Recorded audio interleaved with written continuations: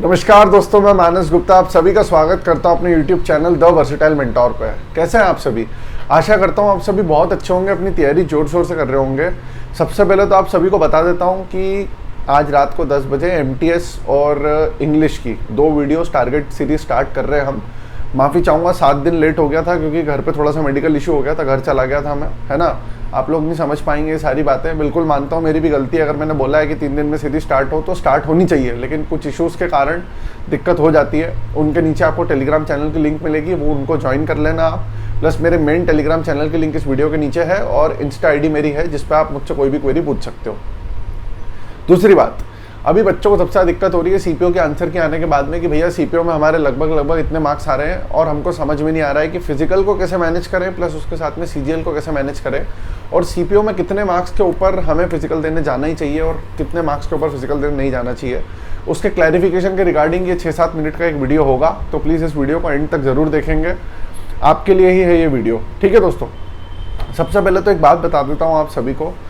CPO में आप सभी जितने भी बच्चे हैं, चाहे वो CGL वाले हों, चाहे वो CHSL वाले हों, चाहे वो CPO वाले हों, मैंने आपको पहले एक चीज़ समझाई थी बहुत अच्छे से कि SSC के जितने भी एग्जाम्स हैं वो 4 पिलर पे काम करते हैं, इंग्लिश, रीजनिंग, मैथ्स, जीके। अगर आपके चारों मजबूत है ना तो आप कोई सी भी एग्जाम दो, आपकी एग्जाम निकलेगी। दिस इज़ द फैक्ट, मैं आपको पहले ये चीज़ बता चुका था।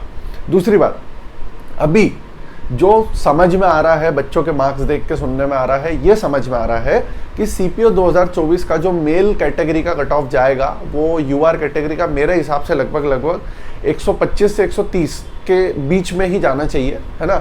125 से 130 के बीच में कट ऑफ जाना चाहिए और फीमेल का आप 10-12 नंबर कम पकड़ सकते हो UR कैटेगरी के हम अगर बात करें तो। मतलब क्या हुआ कि भैया इस मार्क्स के ऊपर आपको सबको फिजिकल के लिए बुलाया जाएगा, लेकिन सिलेक्शन के लिए मेरे हिसाब से मेल में 140 प्लस मार्क्स होना चाहिए तो आपका सिलेक्शन होगा। ऐसा नहीं है कि 130 पे नहीं होगा, 130 पे भी होगा, लेकिन उसके लिए फिर आपको मेंस में इंग्लिश में एक्सेप्शनली परफॉर्म करना पड़ेगा। आपके इंग्लिश के लिए कल से एक सीरीज स्टार्ट कर रहा हूँ मैं। CPO मेंस का भी सब कुछ उसमें कवर करेंगे अपन, प्लस MTS वालों के लिए भी वो इंग्लिश के लिए कवर करेंगे, तो आपको वो सीरीज फॉलो करनी है। ठीक है, रही बात साथ में कि भैया आप CGL को कैसे मैनेज करें और फिजिकल को कैसे मैनेज करें, ये फेज़ मैं झेल चुका हूँ तो मैं आपको बहुत बेहतर तरीके से गाइड कर सकता हूँ। मुझे बहुत अच्छे से याद है, CPO का मेरा प्री था, उसमें मेरे 170 मार्क्स थे और मैं फिजिकल देने भी गया था, और फिजिकल देने गया था उसके 4-5 दिन बाद ही मेरा प्री था CGL का। तो मुझे अच्छे से याद है, दोनों को मैनेज करना बहुत टफ होता था, लेकिन ईजिली मैनेज किया जा सकता है अगर आप समझदार है तो। देखो, फिजिकल क्या होता है भाई, आपकी हेल्थ पे आपको काम करना है, समझ रहे हो मेरी बात। तो फिजिकल का मतलब क्या है, 1600 मीटर की रनिंग करनी है आपको, हाई जंप होती है, लॉन्ग जंप होती है, शॉर्ट पुट पे भाला फेंकना होता है आपको। भाला मतलब वो बॉल होती है, वो फेंकना होती है। 100 मीटर की रनिंग होती है आपकी।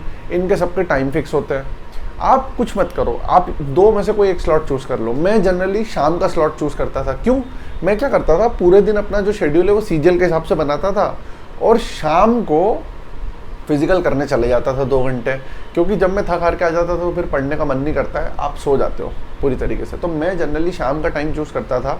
1600 मीटर रनिंग के लिए आप कुछ मत करो, आप पहले अपना स्टेमिना बनाओ, आप टाइमिंग भूल जाओ, पहले स्टेमिना बढ़ाओ। पहले आप 2 राउंड मारो, 3 राउंड मारो, 6 राउंड मारो। जब आपके 10 राउंड होने लग जाए, कंटिन्यूस आप मार पा रहे हो, तब आप उसके बाद में फिर टाइमिंग को फोकस करना, क्योंकि टाइमिंग जो है वो तो निकल जाती है दोस्तों, स्टेमिना का खेल होता है। हाई जंप मैंने रस्सी लगा के प्रैक्टिस करी थी, लॉन्ग जंप मैंने रस्सी लगा के प्रैक्टिस करी थी। तो आपको ये सारी चीज़ों की प्रैक्टिस करना बहुत ज़रूरी है। फिजिकल आपको निकालना है। CPO में देखो, फिजिकल मेडिकल का बहुत बड़ा रोल होता है। हाइट के ऊपर कोई भी कॉम्प्रोमाइज़ नहीं करा जाता है और चेस्ट के ऊपर भी कोई भी कॉम्प्रोमाइज़ नहीं होता है। तो हाइट और चेस्ट को प्लीज़ अच्छे से ध्यान रखना, ठीक है। आप वहाँ पे कोई एक वो नहीं दे पाएंगे कि भैया मेरा तो ये नहीं हो रहा है, वो नहीं हो रहा है, कि आप ये वाले टिप से क्यों ना आप रहे हो। वो लोग नहीं सुनते आपके। CISF CRPF जो भी कराता है, ठीक है, हर किसी एक आर्म फोर्स को दिया जाता है उस टाइम का टेंडर कि आप ये कराओ, तो हर जगह सेंटर आते हैं, वहाँ आपको जाना पड़ता है, ठीक है। तो अगर आपके नंबर 130 के ऊपर हैं, 125 के ऊपर हैं, तो आप फिजिकल करें, प्लस साथ में CGL की तैयारी करें सुबह से लेकर शाम तक। शाम को 6 बजे निकल जाएँ, 6 से लेकर 8 तक, या 5 बजे निकल जाएँ, 5 से 7 तक अपनी तैयारी करें। तैयारी करने के बाद में फिजिकल की आके घर पे खाना वाना खा के सो जाओ, ख़त्म। तो ये एक शेड्यूल अभी आपको फिलहाल 2 महीने फॉलो करना पड़ेगा, तब जाके आपका CPO भी निकलेगा। फिजिकल तो हो ही जाएगा, है ना।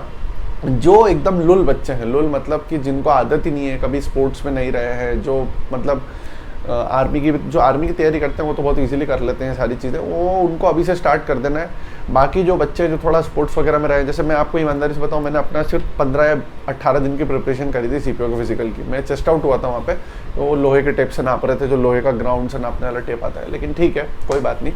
तो आपको क्या करना है दोस्तों, जो बच्चे थोड़े एक्टिव हैं वो तो डेट आने दो फिजिकल की, उसके 20-25 दिन पहले से स्टार्ट करना, आप 20-22 दिन पहले से आप स्टार्ट कर देना प्रिपरेशन। अभी आप सीजीएल पे और सीपीओ के मेंस पे फोकस रहेंगे, बिल्कुल भी इधर उधर भटकने की ज़रूरत नहीं है। आने वाला समय बहुत अच्छा है, अभी 6 महीने 8 महीने बहुत नौकरी है, सीपीओ की भी देख रहे हो आप, सीजीएल की भी देख रहे हो, एमटीएस की भी देख रहे हो, तो बिल्कुल भी घबराना नहीं है, अच्छे से तैयारी करना है और सारी एग्जाम्स निकलेगी। ठीक है, आप टेलीग्राम चैनल मेरा ज्वाइन कर लो। अगर आपको इसके अलावा भी कुछ क्वेरी लग रही है तो आप मुझसे पूछ सकते हो, मैंने मैनेजमेंट आपको बता दिया कैसे करना है ना। गर्ल्स के लिए बहुत सिंपल फिजिकल होता है, गर्ल्स तो मतलब बहुत इजीली निकाल सकती है। मेडिकल इसका थोड़ा टफ होता है, अगर आपको चश्मा वगैरह लगा हुआ है हाई पावर का तो प्लीज़ ना जाएँ, बिल्कुल समय वेस्ट करना है।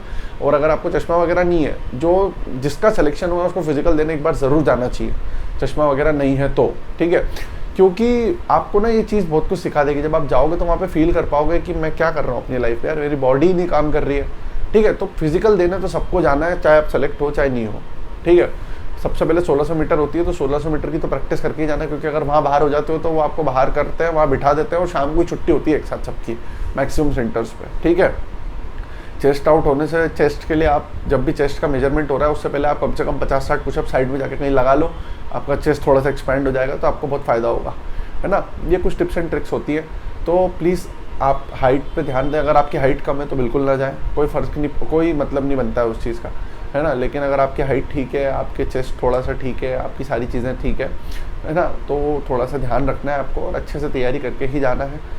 बाकी सीजीएल पे फोकस रखें दोस्तों, सीजीएल की इतनी वैकेंसी कभी नहीं आने वाली है, अच्छे से तैयारी करें और फॉर्म सब लोग अच्छे से भरना। कास्ट सर्टिफिकेट का ध्यान रखना, 1 टाइम रजिस्ट्रेशन कंपलसरी है, जिसने नहीं किया था, जिसने कर लिया उसके लिए तो कोई दिक्कत नहीं, सीधे फॉर्म भर सकता है वो। ठीक है, तो अपना ध्यान रखेंगे, पढ़ाई करते रहेंगे, चैनल से जुड़ रहेंगे, और कोई क्वेरी है तो मेरी इंस्टा आईडी पे मैसेज कर लेना भाई। थैंक यू, बाय दोस्तों।